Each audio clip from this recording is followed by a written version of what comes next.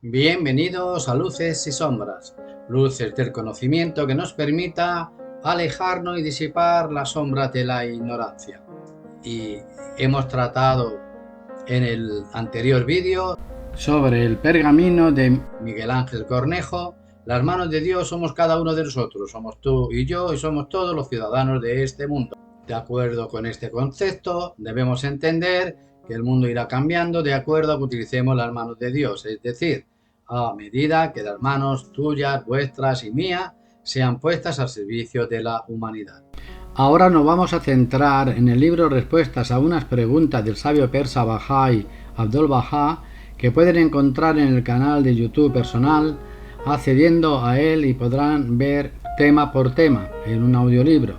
Hoy les traemos los 4 métodos de adquirir conocimiento. Existen solo 4 métodos o criterios de comprensión que tiene el ser humano, es decir, las realidades de las cosas se comprenden por medio de los 4 métodos que siguen. El primero se verifica por medio de los sentidos. Todo cuanto la vista, el oído, el gusto, el olfato y el tacto perciben, se comprende de esta manera.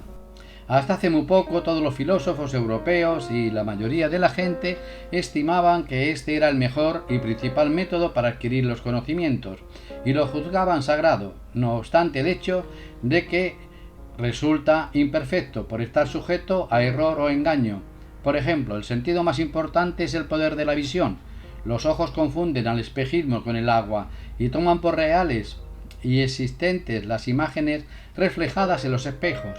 Los objetos distantes les parecen pequeños y un puño que gira les asemeja ser un círculo. La vista cree que la Tierra está inmóvil y ve al Sol en movimiento.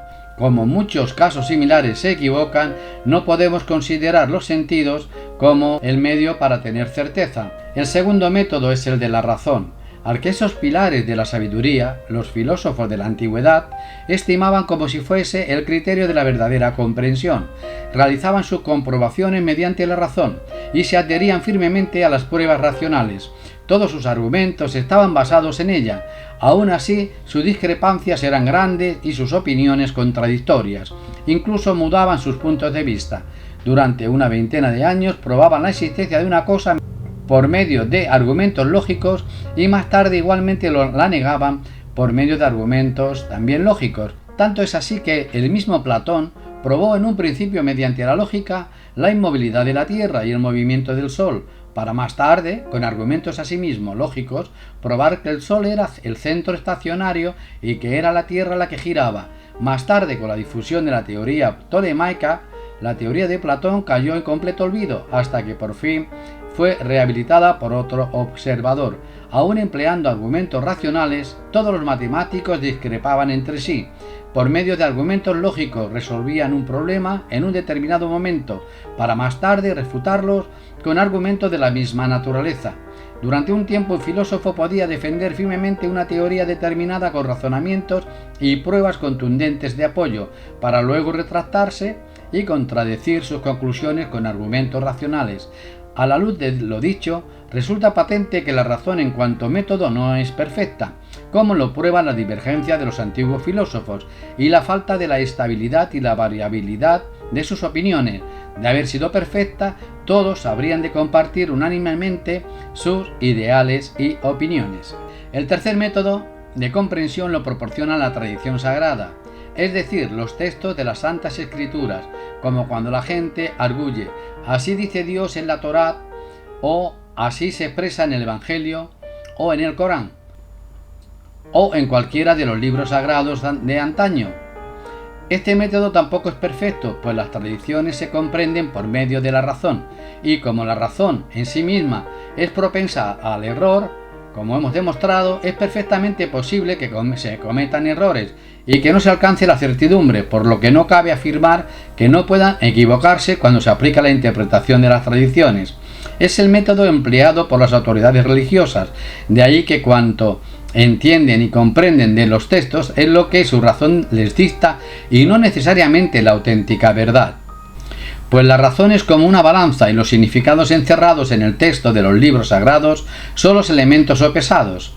Si la balanza no fuera exacta, ¿cómo podría acertarse con la pesada?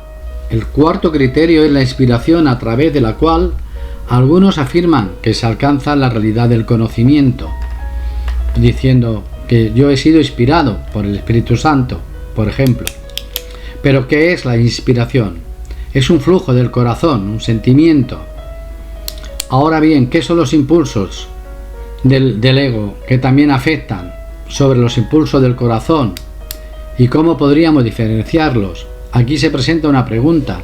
¿Cómo sabremos realmente si seguimos la inspiración de Dios o las tentaciones del propio yo, del propio ego y de las propias inquietudes humanas? Debemos saber entonces que lo que creen las personas y cuanto está al alcance es susceptible al error. Tal como se ha visto, como se prueba o refuta algo, el que la prueba proceda de las evidencias de los sentidos no la hace infalible, ya que el método como tal es imperfecto. Lo mismo vale para los argumentos racionales y tradicionales, cuya fuerza probatoria dista de ser perfecta. Por tanto, no existe una norma al alcance de las personas en la que podamos confiar. Todas nuestras normas, todos nuestros criterios humanos no son certeros. Esto es una invitación a ser humildes. Es una invitación a ser honestos con nosotros mismos y estar siempre abiertos a que la verdad no es absoluta y no la podemos encerrar en nuestra capacidad de comprensión. Tenemos que estar abiertos a que el conocimiento siempre vaya mucho más allá de lo que somos capaces de comprender. Y por consiguiente, cuando nos enfrentamos entre una opinión y otra y son estrictas, surgen las diferencias, surge la desunión. Y hasta aquí la aportación de hoy, recordándoles las palabras de Bahá'u'lláh, que una hora de reflexión es preferible a 70 años de piadosa adoración. Nos vemos pronto.